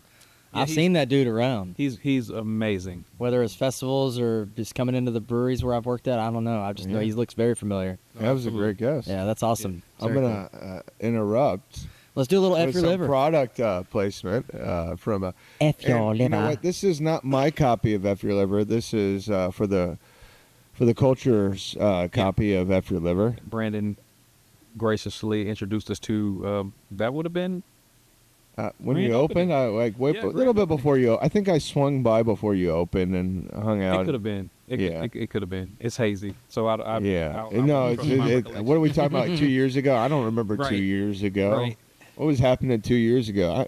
Casey, did we know each other 2 years ago? We did. Oh, okay. Anyways, Just markets. just markets. just So, for yeah, I did an F Your I think I did like 1 or 2 F Your Liver pop-ups here. Yeah. So F Your Liver is my Houston-made drinking card game. We sell it on Amazon. We sell it on eBay now. We sell it on fyourliver.com. and it's available at some local places here in Houston. And I picked out a couple cards that I just want to shuffle out to us. I just want to play a little mini game of F Your Liver. For sure. I guess I need. You need a beer? I guess I need. Go get a beer. Go get it. Casey's got a couple in front of him. I got a few. Yeah. Did you finish your flight? I did finish my flight. Oh, that's why you're... If you weren't doing an Brandon's event talking a little tonight, slower. if you weren't doing an event tonight, you would have finished your flight too. Maybe, yeah. I had all this bag of chips is all This I had is to the eat. pace that we normally drink at. I noticed you are not drinking as much tonight No. because you were doing an event at the kitchen tonight. I also saw the ABVs on that tap wall, and I was like, Yes. I also live 15 minutes from here, so. that's true. Fair enough for Yes. you, yeah. And I don't have I've to got drop your ass off I've got tonight. like an hour drive, so. You and do. Yeah, I got to go He's work. like, I want 2 hours. Such the professional. So I'm gonna shuffle you some cards. I'm just teasing you. I love I know. you. I love you too, motherfucker. buddy. Deal the cards. I'm gonna deal the cards. That's for you, sir. Tell us what you have and show it to your camera. This is asshole. Everyone has to drink except for you, and you get to draw another card. Okay, show it to the camera. Yes, sir. Appreciate you. Drinking. Okay, you get another card, and we gotta do some drinking. Cheers. Cheers. Prost. There you go, sir. There you go. What did you get? Okay, this says true or false. The card puller must make a true or false statement about themselves. Everyone in your group must say if they believe it is true or false. The incorrect players must drink. Okay. Give us something fun. I know. That is tough to do on the spot, but I am. I'm sorry. Yeah. But I'm sure you got something good. And then we talked about so much. I was like, I could have stumped them with that. But Could just be something false. it could be. But where's the fun in that too? Not that I'm telling on myself. That's the thing, is like, which thing do I want to tell on myself? Yeah. Let's see.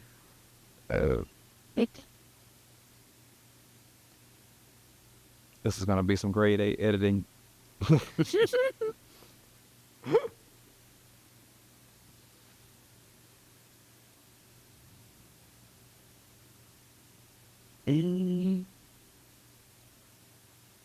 I'm the same way.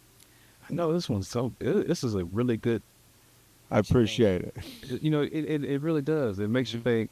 He's like, I get it. You want to say the right thing. And it's also because you have a larger audience than just the two of us here. Yeah. For sure. Yeah. For sure. Let's see. He's a lawyer.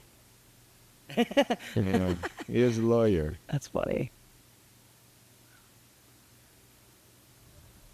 It's a good card for him. Confirm or He's deny. like, I got to tell the truth. I know.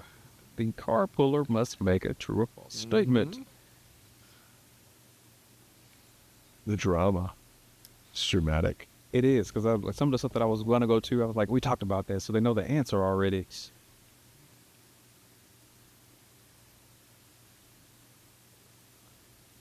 Da-da. Da-da. Da-da. I'm just making the Jaws music. Sounds from like, him. yeah, I was like, we're about to get eaten by You a know, shark. Jaws is doing its 50th anniversary. I saw they released it. You know, in this conversation, you think. Me and him are talking about Jaws. When you finish, I got it. You think, but Jaws. Yeah? Oh, no, Yeah. it's big. You know what, Jaws? It's the 4th of July. I don't know. Okay, what you got? I've owned 3 cars in my life. False. I already was going to say True. false no matter what. Because I want to have one more sip. Okay. Brandon is correct. It is true. Ah, you got to drink because you suck. That is really hard to do on the spot. You had to really think of something. Yeah. That's not too telling. Yeah, I think he wanted to tell something else, and he decided, he's like, nah. No, I can't say that. I can't say that one. Can't do that one. You sure you don't want to say it while you're on the podcast? Because you might not. If you have something to say, fucking tell it, man. No, I'm good. You sure? Fantastic, Brandon. I'm trying. I'm you I know, played the fifth. Yeah, I'm trying. I'm doing my job. Ever the salesman. Casey, I'm gonna hand out a card. Thank you, sir. I'm sorry for teasing you. Yeah. All in good I fun. wasn't handing you a card. I know. I was trying to finger your fingers a little bit. What you get, Casey? Social. Everyone drinks. Cheers. Cheers. That's a good one. Cheers. Cheers. Woo. Thank you, guys. Working Thank you girl. for everybody coming out and doing this today. I really appreciate you, Carl, for having us on. Yeah, that's been fun. The feeling is mutual. And, Yeah. You know, I know working schedules can be tough, so I appreciate you guys. Yeah. It's been Make it great. happen. I've had so much fun. Appreciate it. I always have fun doing these. This has been a really good vibe. It's been great. Yeah, and informative. Learned a lot. Yes, I sir. appreciate. Okay, so I got to draw a card. Oh shit. Yeah. I got the Green Man. Oh, okay. So what the Green Man is there's an imaginary Green Man on top of your drink. Every time you drink, take him off, put him on the table, take your drink, and then put him back. If you forget to do this, you must take another You have to drink. put him back. Okay, got Dang. put them back. Okay. Very That's thorough. gonna be a chore. That's a thorough. Yeah. Yeah.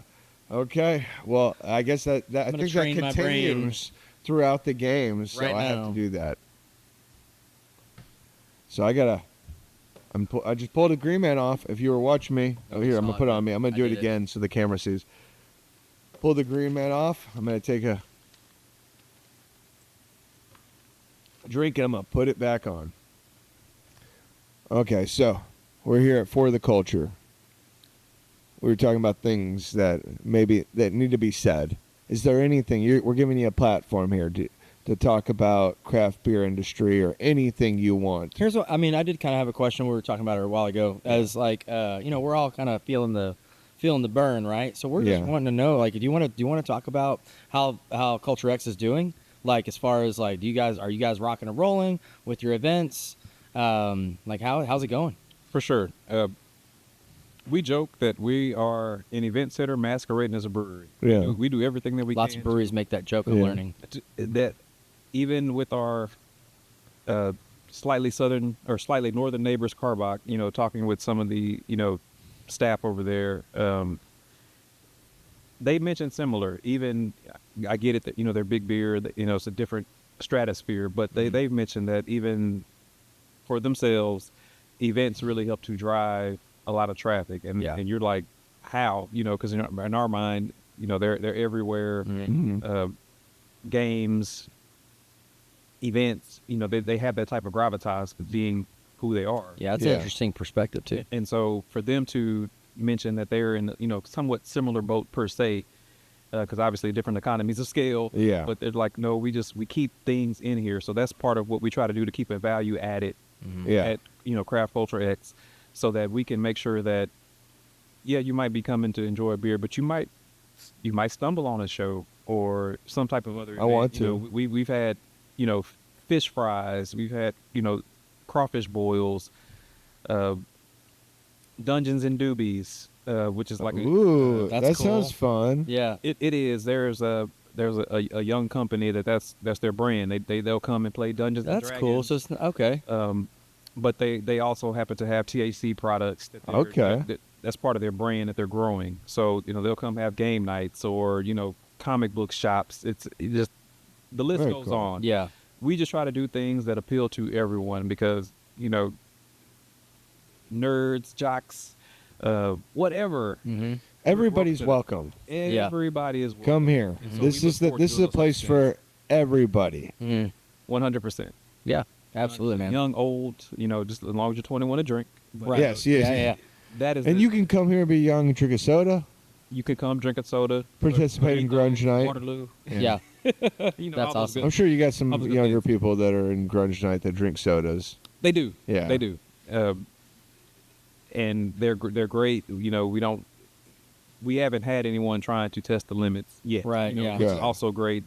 We've had very respectful Yeah. crowds that, the people who are 21, they're willing to show their ID, they come and do their thing. And then the ones that aren't, they'll come get a soft drink. Yeah, or that's just generally water. the case. I feel like with a lot of breweries, man. It's just something different about the atmosphere. It is something completely different. I was telling Brandon earlier, it's only been one incident where, we had an individual, this is in almost 2 years, where we had an individual that we had to allow to sober up first. And I was telling Brandon. Yeah, you did tell me it was crazy. It was not even, it was almost scary, to be honest, because we didn't even, he had 1 or 2 brews, that was it. Okay. But then it was like, whoa. You were. We were talking gone. about craft beer atmosphere with like customer base compared to like bar atmosphere with customer base. Mm-hmm. It's just a very different It's a vibe. different vibe. Yeah, It's a different vibe, and you don't normally see them cross over too much. So you don't get with craft beer. I feel like most of the people know what they're doing and they think about it. Yeah. And they add up the math in their head when they're adding up the ABVs. Yeah. And they know what to aim for. They're self-controlled. That's just the audience that I feel like that's in our industry. Generally speaking, and then you get those. I used to joke about it at Ingenious because I worked there for so long and worked behind the bar, and I would have people that would come in there, and I'm like, usually somebody that's typically like going to be a Karen at like say a Chili's or an Applebee's, they come into a brewery and they kind of learn right away. They at least can read the room well enough to know like this isn't that kind of environment. I can't pull that bullshit here. Exactly. And they usually people kind of just figure it out because of the vibe of that breweries just have. And it's lots of breweries have that vibe. I've been to a couple breweries where I'm like they have that weird corporate vibe. There are some, they do, but like not a lot, most of them, and usually that's not their fault. It's usually just the environment that they're in. It gives it that vibe. I really like to when I go to breweries to be able to talk to somebody, and I honestly I expect it. If I'm being honest, I expect it when I go to a brewery that whoever I'm talking to that's behind the bar is going to have knowledge of the product and be welcoming and. Because you don't know who you're talking to be honest. Right. And I want to learn about your place. I'm here. I'm excited to be here. Tell me about your place. Tell me about your product. Let's have a conversation. Yeah. I expect that. Right. I don't think that's a crazy expectation. No. And not everybody's coming in for that same. No, so you don't have to you're give that not to wrong. every single person. But there are people like it depends on the place. It depends on a lot of things, a lot of factors for me. If I'm like with my wife and my kids or something, sometimes we'll find a table and I'll be a little less. I'll be more quiet, I guess. But if I'm by myself or something, I'm gonna sit at the bar, talk to the bartender, and kind of chop it up with them. I'm gonna talk to everybody I run into anywhere. Yeah, I know that's how you are. Yes. But I can get there. It just depends on the environment. Sometimes we kind of wait till after a couple of beers, and I feel like socially lubricated, and so I'm like, all right, now I can go and ask my little nerdy questions and all that good stuff. But yeah, just you're on all the excited time. to be there, like Always, yeah. Even like when I go to breweries, I'll come back. Just you need to just be a little bit nice to me. And I'm like, that's all I want. If you completely shut me off, you just give me a horrible experience. Yeah, and I'm not trying to call you out. I just want to kind of point out that we've said this before: is that you don't have any service really. You've never bartended or served. You're right. And I'm not saying that but you do focus a lot on from a customer different service. industry. Yes, You have a different perspective. So your perspective of customer service, and you're not unreasonable. So that's the thing. It's like there are people who are unreasonable about their expectations regarding customer service. You're not one of those people, but you're not coming from that background. I understand what you're have saying. A totally different perspective, which is kind of reminds me of somebody who had been in for 20 some odd years. Yeah, for sure. That I'm like, yes, you can sometimes even kind of go neutral, and that neutral I'm comes just off trying as a to little tell rude. breweries you that know? might be the difference in It between really is. having returning customers. But That's my point was, is like even neutrality, like you can sort of have that sort of just, you're not being rude, but you're just sort of neutral. You're not really giving people the full 411, and that can come off sometimes as a little kind of standoffish or a little. So you have to be reminded sometimes, and I guess that was my point, was that you not having that experience, that perspective reminds me that is important, and you have to always keep that, and you kind of have to be on stage a little bit. You are on stage. Yeah. That's the truth of it. You're always on stage. Yeah. But I think the ones that are more welcoming and have returning customers are breweries that will survive in the world that we're in right now. Yeah, they feel welcomed, and returning customers are great. I am forever amazed. You want regulars. That's what you places. need. I'm sure we we're probably all enough to remember Cheers, but I love Cheers. We talk about Cheers legit, a lot on though. this, but you know, I'm always extremely humbled at the people in the local community that they're just like, I just like you guys. They're fortunate for us right now because they see a lot of us because we're here pretty. They see a lot of us. Yeah. They see that we're grassroots. They see that we're, you know, doing everything from the ground floor right now. And I think they appreciate that. And then they get to know us and they're like, but on top of that, we enjoy what you're producing. That too, you got great beer. Come back. And they're like, hey, well, I'm here, you know, and sometimes it's sad because you've made friends. We had a few people that have had to move cities and you're like, oh man, like, that sucks. Man, because you really, really get to know these people. Some of these people, before you know it, they have. Do you feel like you're living episodes of Cheers? 100%. As someone, I love that for you. Yeah. Are you Ted? Are you Ted Danson? Yeah, he was in there, right? Or he was the guy, right? He wasn't like a main character. I love Cheers. He was I like watch a Cheers all the boyfriend. time. I just want to make sure. He was the. I don't remember. the Are you owner. Ted Danson? Pretty close. Pretty close. Yeah. But he's, you know, everybody comes together to make that environment. You know what I mean? And it's I great. get it. It's not. You're not. This place is not you. Right. It's a bunch of people that come together to make this place. I understand that. I'm sorry. I know that you are the one at the helm. No, I know what you meant. Yeah. And that's what I'm just talking about. Your perspective. You're here. You're doing this. I'm amazed, man. I somehow became. You the face. amazed. I learned a lot about you I recognize today. that. Yeah. What's up? I said no. I recognize.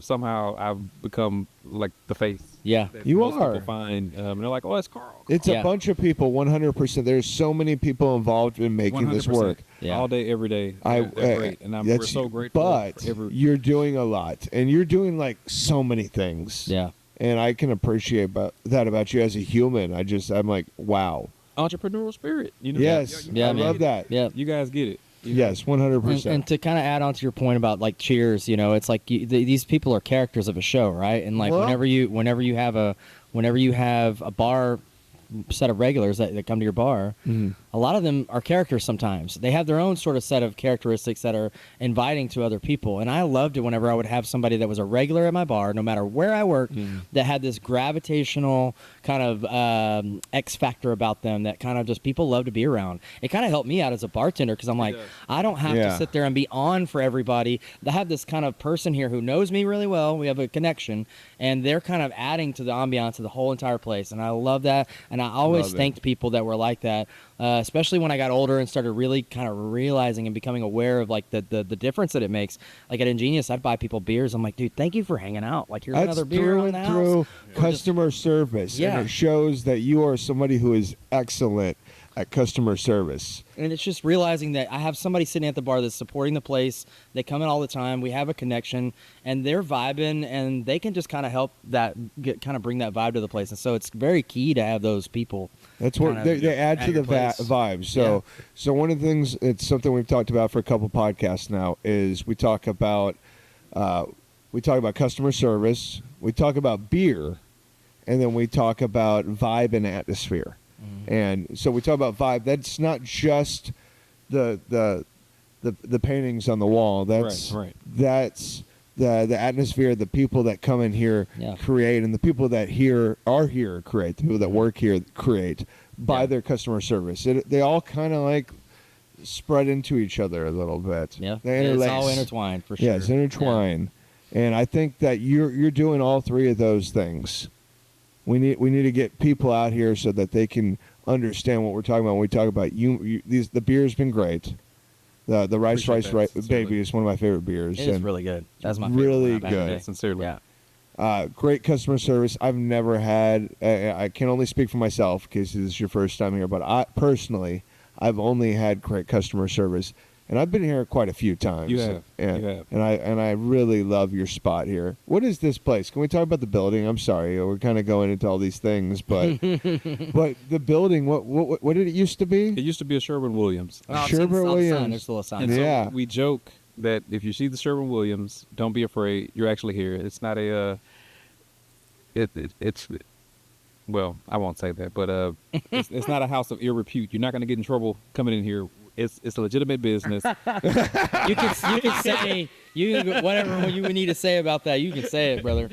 It's not like, like the rape van, like, no, that doesn't say that. It's not like that. I promise. It's a legitimate business. It's just that in our case, because does that feel like something when people are pull up, they don't know what's a joke. It is, and we're working on it. I assure you, Really it's just is. In our case. Good. We spent 18 months when we were trying to get open, just sitting between the contractor, realizing as they're turning over the keys, we never actually. So you actually had the property over a year before you were able to open. 18 months. We were sitting. It had been here longer. Don't get me wrong, but that's wild. After build out on the premises, we ended up in a situation where the contractor didn't get the approval for the power. So they go to cut on the power, and they're like, "Hey, we don't have power." Mm-hmm. Well, that's an approval process that takes months sometimes, which we dealt with. And then when that finally concluded, we're finishing our TABC and TTB certification. For whatever reason, TTB took forever. And so it was like 18 months where we were just sitting here looking at each other like, ugh, it's the first of the month again, or it's time to pay the electricity. So admittedly, we just ended up in a situation where all of our operating capital got cannibalized, unfortunately. So some of the things that we thought we would have, some of the niceties, we just didn't have the money for it at the time. And so we were like, where we're at, you just have to go, because the alternative is doing nothing, which that's not going to work. You can't do nothing. You got to do something. You have to do something. And so certain bells and whistles, we missing out on in the interim, but we're working on doing things. But I tell people, if you see the Sherwin-Williams, that's actually us. Like, feel free, come on in. The gates are open. Come in one of the side door, the main roll up. We're here, and we're just glad to serve. We're glad to be a part of the community locally, the Lazy Brook, Timber Grove area, but also the city of Houston community, because to me, it's the greatest city on earth. 100%. Born and raised. 100%. Personally, I have a city like it. I can only speak for myself, but I love the craft beer that comes out of Houston, and I know Casey's a big fan. I'm a big fan of just the city in general. Craft beer aside, I love craft beer in Houston, but I just have always been a proud Houstonian. Always. I'm not a big sports guy, I'm gonna be honest, but boo. But I love the Stros. I really do. I went to a lot. You like when your hometown does well. I like when my hometown does well. I get Houston's spirit. That's you can get behind it when I totally. That's what I'm people trying shit to on say. that, but they shouldn't, man. I mean, like, I get it. Like, you can call it fair weather fans and stuff like that. I get it. I see the argument there. It's when somebody's like, I don't watch every game. Been a fan I'm down to go to a game, but I'd rather go to a concert. Yeah, and there's nothing wrong with that. Yeah. I mean, I'm also like, if the product's bad, I think people can be okay stepping away. I got to see the Astros this year. It was great. That's not a good product, but right. Yeah. Somebody gave me some Astros tickets. I went to an Astros game. I had so much fun. So, they're amazing. They're They've great. been amazing and continue to be amazing. So much fun. Yeah, it's been a while since I've been to a Texans game. Me and my wife watch them a lot more than we used to. I feel like we actually go out of our not go fully out of our way, but we try to watch some. We try to go and watch. We make the kids. We tell them, "Sorry, we're watching this. Sorry, kids." Can you watch an Astros game here? Yes. We Astros game, Rockets game, Texas game. We try to provide those. We try to provide those opportunities to be a sports watching place. No, we're not a sports bar, but local sports, as much as they're on, we will have them on. So you use like a projector? We have several TVs. Oh, sorry, I didn't see that. Oh, yeah, we have several TVs. I was several TVs. We do have a projector sometimes. If we're doing like a movie night or something. Yeah. You do movie nights? Yeah. You got we haven't had them as often, but or like when we have like our nerd back there, space for it right there. Nerd nights sometimes even where anime people come cosplay. Oh yeah, that sounds fun. That's cool. It is very cool, because again, it's for the culture, whatever culture. Yeah. We're open to it. We don't no need to leave anyone out. Dial it into one thing. Yeah. It would just. Do you guys have vendors like people that come out and sell their own products? We will. Like typically, we have a wonderful gentleman. His name is Malik. He does. He's called Buttermain Kane because he makes his own shea butters. But he'll have events that he'll bring out vendors, people that sell clothes, jewelry.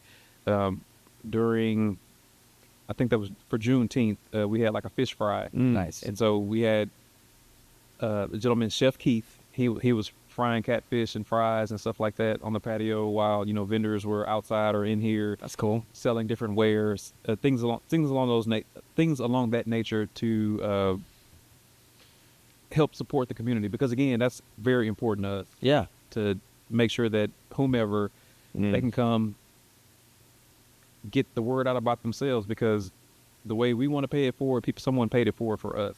I appreciate that. And That's especially with the amazing. craft brew industry, I can't tell you from breweries that are unfortunately no longer here, like Fetching Lab that was down in Alvin. 11 Below has been great. Love Jeff to death. He's been extremely helpful. Rob at Elderson. Yeah, we talked about Rob earlier. Extremely helpful. With our process, in equal parts. Eric and Matt. Just people on people. Since we're talking about breweries, I'm gonna turn into this, and well, let's see how this goes. Top 5 craft breweries in Houston. Dylon. I'm not falling into that trap. No, we do it every podcast. We always ask top 5, and you can't include your own. Jeez. I think that's the way we're going now. You can't include your own, right? That's how we're doing it? Yeah, because I called Ted LeBron James for calling his brewery one of the top 5. He did? I go, all right, LeBron James. What did he put his as? He said, well, Final Gravity. Love you, Ted. That was funny. Yeah. Good goodness.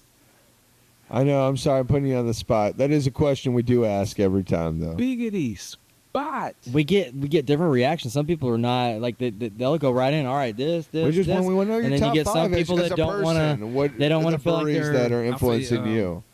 This is no particular order.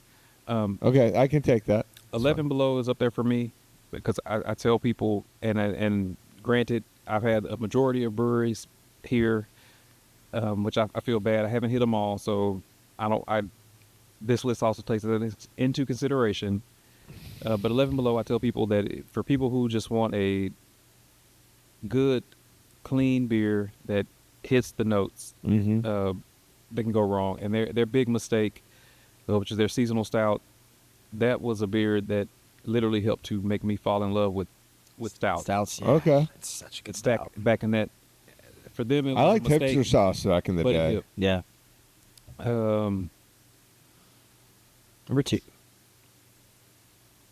Yeah, so that's number 1. So, okay, we got 4 more. Okay, there's a band setting up. they might be well, not sure, but That looks like a guitar case to me. Is grunge night tonight? Are we here for a grunge night, Casey? You might have to miss out on No, your I'm gonna have to. I got it. I'm about to find out. Though. I Okay. remember it being scheduled tonight. I'm curious, but okay. We're loading in. I'm ready to get rock, We're man. loading in Let's some go. equipments. Equal parts. Equal parts, not number 2, but in our top 5. In our order. We or got not 11 Below and not equal in any parts. order. Okay. They helped me to learn to appreciate lagers at a time when I didn't, because it was everything was what's the highest ABV, what's the rarest bill of grains, that what are they making, is it a rare beer that you can't get everywhere? That was there. Plus they were extremely helpful in our process, just in terms of lending an ear and lending some advice and things to think about, like extremely influential. It's very valuable to have that when you're getting going. Oh, so I got You got 2 in. You need 3 more. 3 more. 3 more. He's like, I gotta be careful about what I say. Yeah, I'm trying to think through this. You don't want to leave anybody out. No, for sure. Like, think about it. Yeah, I'm not trying to rush you. Casey might be. Senate. He's got an event tonight. Senate is one. Senate's in top 5. For me, similar. Not only do I appreciate their brews because of Yeah. they're delicious. They are good. I love Senate. Yeah. Andrew does a great job. Andrew's Andrew cool. Always the mayor. He will always have a special place in our heart, not only for the information and camaraderie, because I can text him, he'll respond quickly. That's cool. But when we were first getting open, our tanks, unfortunately, not unfortunately, but they had been here hanging, sitting, so to speak. The tanks were here. Yeah. And so what ended up happening was, while we were waiting on other stuff to finish before we could move them into the brew area, they were just in the crates. Well, learned the hard way about dry rot. And so the gaskets that were there, we get through our first brew, and it's like nothing's happening. So we're like, you're poking the beer with the stick, so to speak. It's like no action. Yeah. Like, what's going on? And so we go through the process. We start, which we had taken it apart and passivated and all the other good stuff, but a little bit ignorant on how they should look, because they had been sitting there so long. We didn't realize that they were more opaque than they should be. Yeah. So realized quickly, crap, the gaskets are bad, which then led us to say, okay, hey, we need to now go and get some new gaskets. But this is like a Friday, nobody's open. We call Andrew, who happens to have the same brew setup as we have, and 12 hours later, we have replacement gaskets. Wow. That's awesome. Ours came in. That's just an example of community helping out community. Yeah, absolutely. Beer community helping out. Extreme. Yeah. That's amazing. That's amazing. So for us, that was another like. Okay. Andrew's great. I saw him like a week ago. I went to their 4th of July celebration they do every year in Cypress for my kids. And always super welcoming. Yeah. And they always have beer out there. Great event. And those are the things that you can't fully quantify or value, because for us, again, getting started, we did like brews like back to back to back to back to back. And so you can imagine for us, you've done 4 breweries to just, if so I do want to clarify, you are explaining that your top 5 is 11 below. 11 below, equal parts is in there, Senate's in there. Senate Avenue. And we got 2 more. Gosh, there's so many good breweries. I know. We do have good breweries here in Houston. That's why this podcast exists, because beer someone is for everyone. We need to drink local craft beer here in Houston. I think also just, this is like a tiny little bit of honesty. Yeah. That's good. That's, it's nice for everybody to know. Yeah. I think it helps. I mean, like we have some plans for this sort of final 5. Yeah. Our top 5 for the future. So.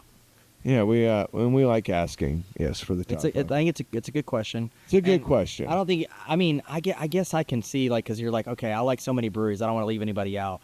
But I think it's good to kind of like put, put 2 people more on a pedestal that deserve it, I guess. 2 more. Dose.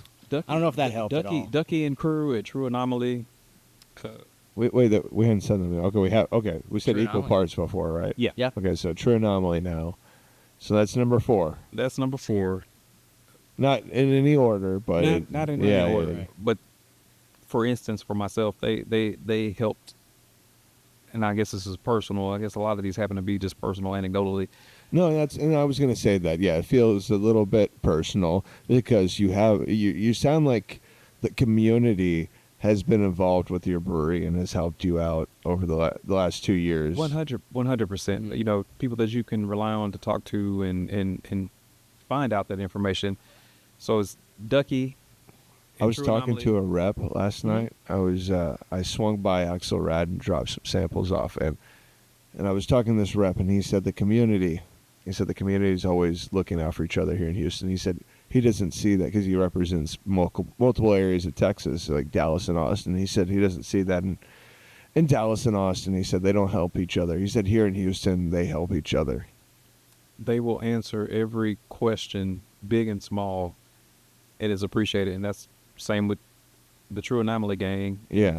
And on a personal note, they helped me to start appreciate sours, and not just kettle sours or heavily fruited sours per se, but actual, like they're not still beer, but yeah, things that are like, oh, that's a Brett, and then you're like, Yeah.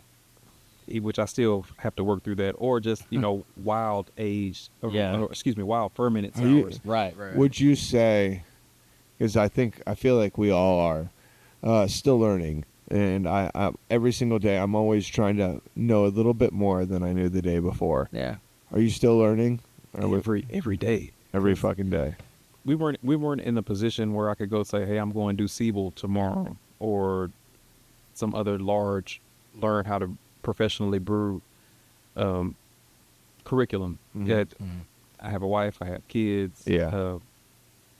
Job, it's not easy to just say I'm gonna take 16 grand and go pick up for a few months and go do that, even though I would love to. Yeah. And so it's a constant striving, and I'm grateful. We call him Unc, but Michael Ferguson being a master brewer. You talked about him a lot tonight because he's been so influential in us, and helping us to learn how to craft recipes, and to you're looking for off flavors, or this profile and that, to help make what we're drinking today. It's great because you learn so much, and you're like, this is fantastic, now I get it, right? Versus before, you just going for like, do I like it or do I not like it, but not necessarily understanding the nuance. It's helped us to start to understand, over the last decade, a lot of the nuance, to make sure that when you or anyone else comes to drink, that there's, it may not be their favorite per se, because of just their taste, predilection, right? But when it comes to like, but it's not a bad beer. I'm not getting, the lines are clean. Exactly. I'm not getting, farts in the lines or something like that, or it's disgusting. You get all those cool things, and I think I attribute that to people like him that are willing to help. Yeah, that's awesome. They're not knocking us over the head. We're like, that's fine, but that'll be $500, sir. Sir, we got one more brewery. One more. I've got a jet. I know he's got jet, so we got to get out of here. Okay, so one more brewery, and then we got to shut this down because I know Casey's got an event he has to do tonight. This brewery has unfortunately shuttered. They shuttered during COVID, but just on a personal note, because they were literally the first brewery that me and the gang ever went to and allowed us to help them brew, sit with us in their house. Was a brewery called Fetching Lab. Okay. And they were down in Alvin, Texas, which is not too far from where me and Jonathan lived in Pearland area. And when I tell you, Brett and Teresa, the way that they would allow us into their home. Now, the brewery was attached to their home, but even after hours, they would just sit with us and talk with us about the process and things that we could do, try to get open at the time. Yeah, that's really cool. Unfortunately, COVID didn't allow them to continue because they had just moved into a different location from their homestead, to a legit location, if you will, in Texas City. And they were starting off having the best year they had ever had, they said, but when everything got shut down and they just had a tap room and not food, it just affected them to the point where they couldn't afford anything. And they were like, well, we don't know what we can do. And I love that you're carrying on their spirit, and you definitely had to. It felt like you had to bring them up. They were, man, Brandon, when I tell you, just good people. Like, when any one of these breweries happen to shutter, it hurts you. It fucking hurts. We're all feeling the pain. Yeah, no, I hate it. And when you could, I loved going. I frequented Ingenious. I still have Ingenious. Beer in my fridge. Oh, right on. I got a Genius hat that just sits over my office, and I just always look at it. Exactly. Bunch of Ingenious stickers on my so fucking many, sticker wall. whether it be Urban South and et cetera, and even though Huggy Bear, he used to be the brewer at Holler, even though he left, he's another one that I know. He'd come, and sometimes he'd come stop in, and we'd be like, man, he's a good dude. What do you think? And he'd just sit down and taste some things, and he'd say, this hit, this maybe not. Maybe you want to tweak this next time. Just give some suggestions. We gotta shut it down. I've got to get going. I'm so sorry, Carl. We gotta I get really out of here. Enjoyed this. Dude, we've had so much fun today. Thank you so much for spending time with us and sharing like you did. It's been an amazing experience here on Beer Someone episode 12.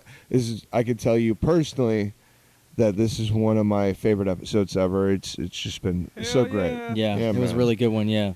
Really good. Lots of fun stories, and just I love that you opened up, and Yeah, told us Really your good. story, You man. opened up. I loved appreciate it. that. No, Thank you for sharing with us today. Thank you both. Pleasure meeting Thanks, you, man. Casey. Yeah, dude. Brandon, good seeing you again. Yeah, dude. I'll be Thank back. you so much for watching. back Yeah, for follow sure. the podcast and definitely come out here and check out For the Culture. Culture X. Craft Culture X. Craft Culture X, Houston's two breweries, one roof for the culture, as well as Ovinnik Brewing Company. Yeah. Bring them out, bring them out. Thank you for listening. Y'all have a great day. Cheers. Cheers. Hell yeah.